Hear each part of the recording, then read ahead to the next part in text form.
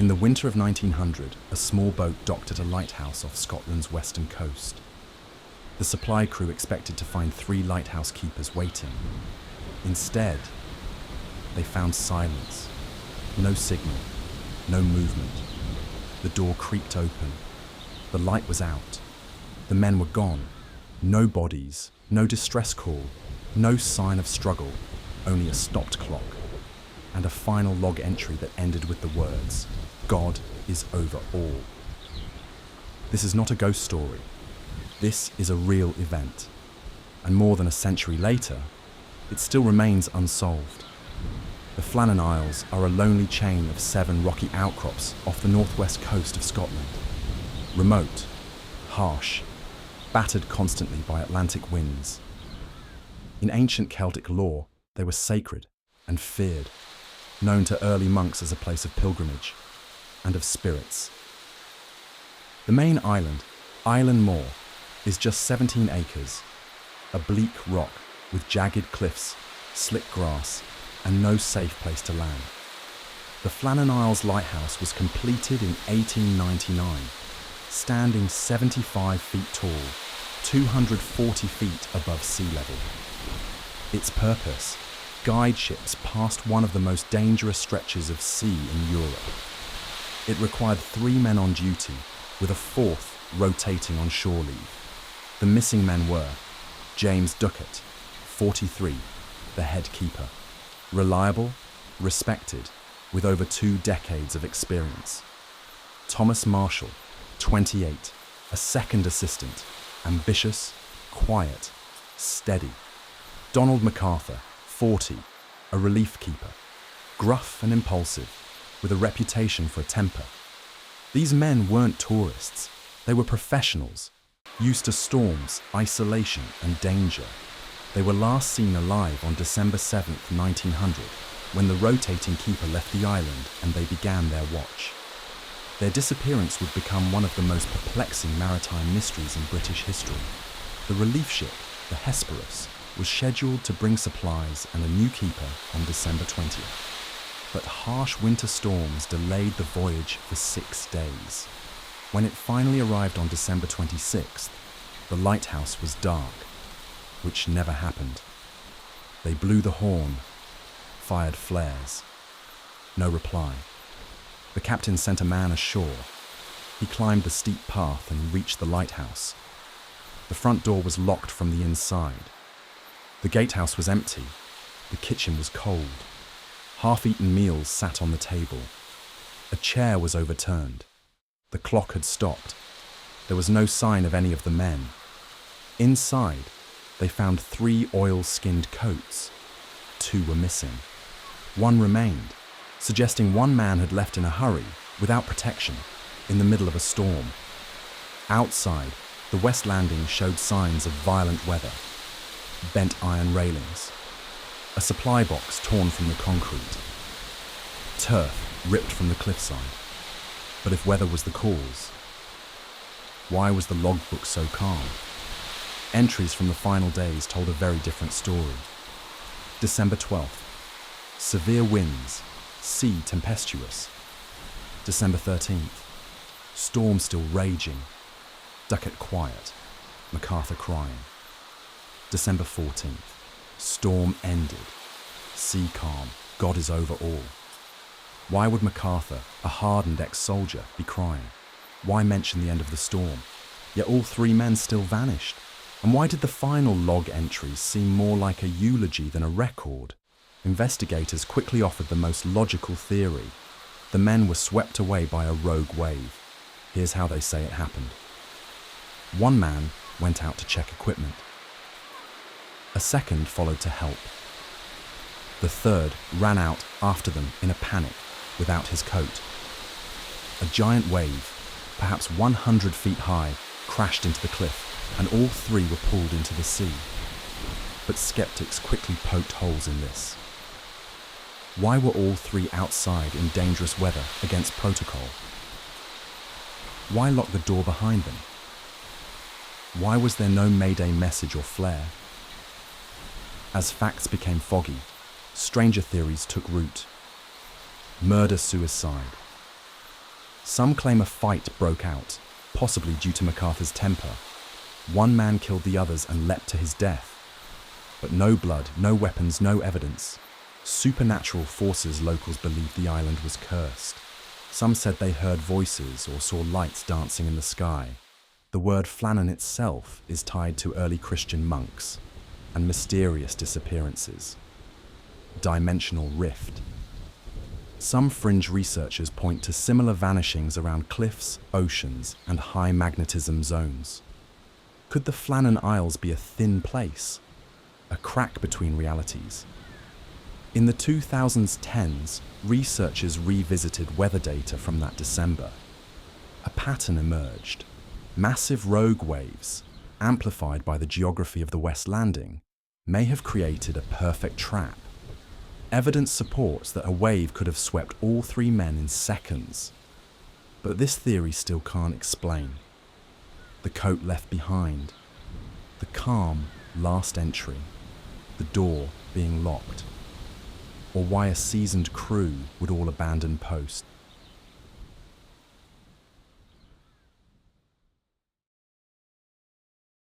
It was Christmas Eve, 1945. The Sodder family home in West Virginia was warm and festive. Presents under the tree, laughter from the children upstairs. Then, a fire. By morning, 5 of the 10 Sodder children were missing. But here's the terrifying part. No bodies were ever found. For nearly 80 years, this case has baffled investigators. Some say the children died in the fire. Others believe they were taken. This is the true story of the Sodder children disappearance. An unsolved mystery buried beneath flames, silence, and suspicion. George and Jenny Sodder were Italian immigrants who settled in Fayetteville, West Virginia. George was a successful businessman, outspoken, especially against Mussolini, Italy's fascist dictator. Jenny was a quiet homemaker. Together, they had 10 children. By 1945, the family was well off and respected in the community. But in the months before Christmas, strange things started happening. A stranger visited the Sodder home, offering to sell fire insurance, and warned, "Your house will go up in smoke, and your children are going to be destroyed." Another visitor pointed to the fuse boxes and said, "That will cause a fire someday." But George had recently had the wiring inspected. It passed. Their eldest son said he saw a man parked along Highway 21, watching the children come home from school.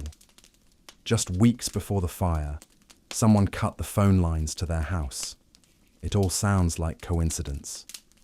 Until the fire. December 24th, 1945. The Sodders celebrated Christmas Eve. 10 of them were home. 5 upstairs, 5 downstairs. At around 1 a.m., Jenny woke to a loud bang on the roof. Then, smoke. The house was in flames. George, Jenny, and 4 children escaped. The other 5 children were never seen again. But things immediately didn't add up. The house was completely destroyed in 45 minutes. But there were no remains, no bones, no teeth. No ashes from bodies. A cremation expert later testified, "Bodies are never fully destroyed in a house fire. Not at that temperature, not in that time." Firefighters didn't arrive until 8 hours later. The cause? Faulty wiring, they claimed. But lights were still on during the fire. Even stranger, the phone lines were cut, not burned. And the ladder the family always kept outside. It was found 75 feet away, down an embankment. The Sodders started asking questions and uncovering disturbing clues. A woman claimed she saw the children in a passing car the morning after the fire. Another said she saw them at a hotel with 2 men and 2 women speaking Italian. A bus driver said he saw fireballs being thrown at the Sodder home from a passing car. Even a telephone operator admitted that the original fire call was never connected. But every time the Sodders pushed for an investigation, they were shut down. So what really happened? Theory number 1. Mafia kidnapping. George Sodder was a vocal critic of Mussolini. Some believe Italian sympathizers in America retaliated, kidnapped his children and burned the house to cover it up. Theory number 2, human trafficking. Could the children have been sold? 5 children under the age of 14, all gone without a trace, has fueled dark speculation. Theory number 3, corrupt local cover-up. The fire chief said he found a heart in the ashes, then buried it secretly in a box. When it was exhumed, it was a beef liver, untouched by fire, planted to shut the case. Why? Some say local officials were involved or being threatened. George and Jenny refused to accept the official story. They rebuilt their home, turned it into a shrine. They planted a massive billboard on Route 16 with the children's faces and the words, "What was the motive of the law officers? Why was the case closed?" They hired private detectives. They received mysterious letters, one with a photo claiming to be Louis Sodder, one of the missing boys, now grown. The letter had no return address, just a postmark from Kentucky, and a chilling message. "I love Brother Frankie. Lil boys, a 90132 or 35. They hired a PI to investigate. He vanished, never heard from again. No remains, no confirmed sightings, no DNA. If the children survived, they'd be over 90 years old today. In 2023, a new independent researcher used facial aging software and ancestry databases, but still nothing conclusive. The Sodder children remain officially missing. No death certificates, no grave markers, no closure. The Sodder case is still open with the National Center for Missing and Exploited Children. It's one of the longest-running missing child cases in American history. All that remains is a burned-down house, an unsolved mystery, and the haunting image of 5 smiling children who walked upstairs on Christmas Eve and were never seen again.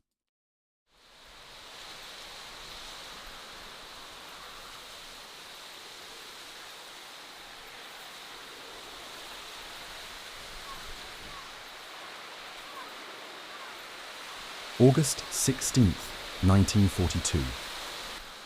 A US Navy blimp lifted off from San Francisco Bay at dawn. It was just another routine patrol, searching for enemy submarines off the California coast. But within hours, the blimp would return, with its engines running, its cargo intact, its radio silent, and its 2-man crew completely missing. No trace, no bodies, and no official explanation. Ever. This is the true story of the L-8 Ghost Blimp, an unsolved aerial disappearance from World War II that defies logic and still haunts military aviation history. During World War II, the US Navy used lighter-than airships, or blimps, for coastal surveillance. They were cheap to make, easy to maneuver, and perfect for patrolling waters for submarines. The L-8 was one of these blimps, part of Airship Patrol Squadron 32, ZP-32, stationed at Moffett Field near San Francisco. It was over 150 feet long, filled with helium, capable of hovering quietly over the Pacific Ocean for hours. Crew size, just 2 men, and on that fateful morning in August 1942, the L-8 lifted off with Lieutenant Ernest DeWitt Cody, 27 years old, Ensign Charles E. Adams, 38 years old. Both were experienced, competent, and cleared for solo missions. Their task? Patrol Flannan Isles and return in a few hours. But what happened next still defies all logic. It was a calm Sunday morning. At 6:03 a.m., the L-8 took off from Treasure Island in San Francisco Bay. The crew radioed in that they were en route to their patrol area. At 7:42 a.m., they sent another message. Position 4 miles east of the Farallones. We are investigating a suspicious oil slick. Stand by. This was normal. Oil slicks were signs of possible Japanese submarines, which were feared along the Pacific coast at the time. But then, silence. For over an hour. No more radio messages came in. At 9 a.m., civilians reported seeing the L8 behaving strangely, drifting low over houses near Daly City. At 11:15 a.m., it crash-landed on the beach, without a single crew member on board. The L8 didn't crash violently. It descended slowly, bouncing against roofs and telephone poles until it deflated onto a golf course. Emergency responders rushed to the scene. What they found stunned them. The door was open, the safety bar was unlatched, which was unusual during flight. The radio was functioning. The parachutes were still there. A life raft was still aboard. The fire extinguisher was in place. Their sidearms were still in the cockpit. A microphone was hanging loose, as if dropped suddenly, but no sign of the two men. The blimp's engines were still warm. There were no signs of struggle, no damage, no enemy fire, no blood, no bodies. They had simply disappeared. Let's break down the most popular theories and why none truly explain what happened. Theory 1. Both men fell accidentally. Explanation. Perhaps one went outside to inspect something, slipped and fell. The second followed to help and also fell. Problems. Highly unlikely 2 trained officers would leave the cabin without tethering in. The blimp was only 30 feet above water at one point. Falling wouldn't guarantee death. No distress call. No bodies ever found. Theory 2.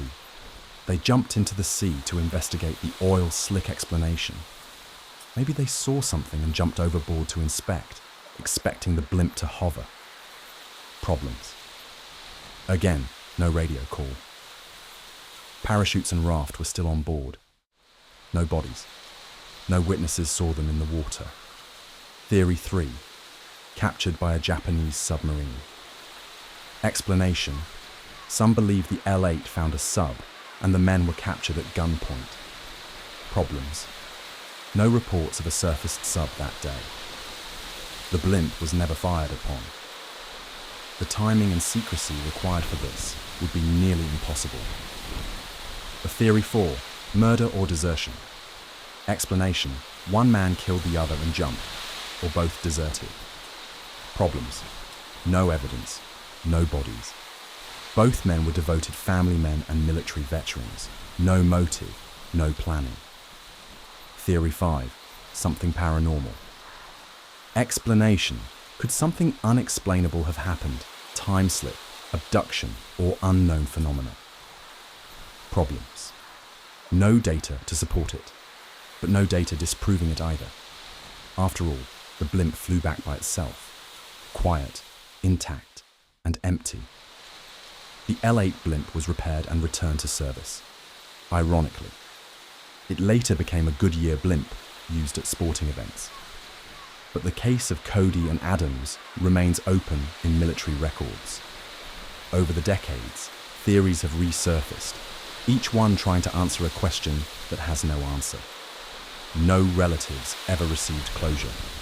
No remains ever surfaced. No explanation has ever satisfied the investigators who work the case. And if we're being honest, the most chilling detail is this. The L8 flew home, alone, as if nothing happened, like it had been piloted by ghosts. This is Raw Historian, and if you enjoyed, please make sure to like and subscribe for more history content.